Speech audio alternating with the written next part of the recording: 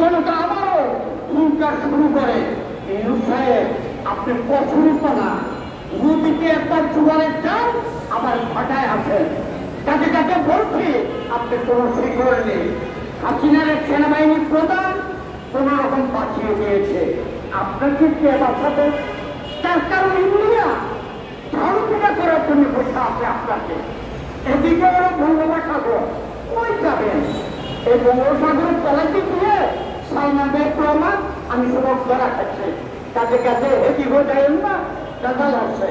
কাজে কাজে আপনি যে কমিটমেন্ট করেছেন সেই কমিটমেন্ট মোতাবেক নির্বাচন দিয়ে মানে যারা বিজয়ী হবে তাদের হাতে ক্ষমতা ছেড়ে দিবেন।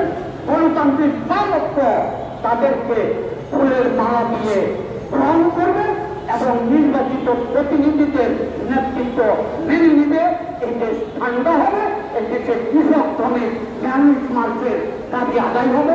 এই আকাঙ্ক্ষা ব্যক্ত করে এবং আগামী দিনের সবই কথা না শুনে আগামী দিনে যে লড়াই হবে সেই লড়াইয়ে আপনাদেরকে সাথী হিসাবে দেখার আহ্বান রেখে আমি আজকের এই মিটিং এখানে শেষ করলাম। গণতান্ত্রিক সামর্থ্য জিন্দাবাদ, বাংলাদেশের সাংবাদিক দল সাংবাদিক নেতাকে জিন্দাবাদ। এখন মিছিল হবে, আগে বলছিলাম মিছিলটা এদিক দিয়ে এই যে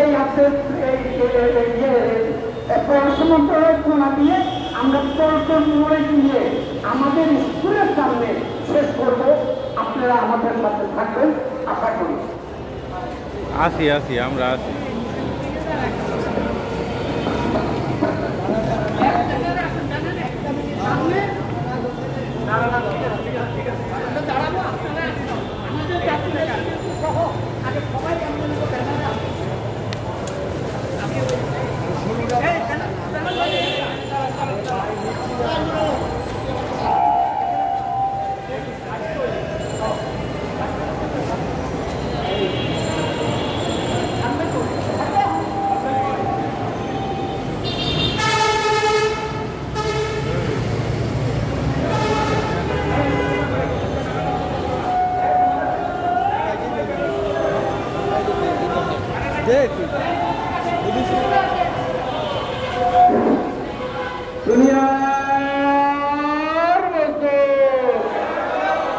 দুনিয়ার মজদুর এক আড়াই করো, এই মুহূর্তে সরকার নির্বাচিত সরকার চলো রে চলো, ছেড়ে ছেড়ে রাস্তাটা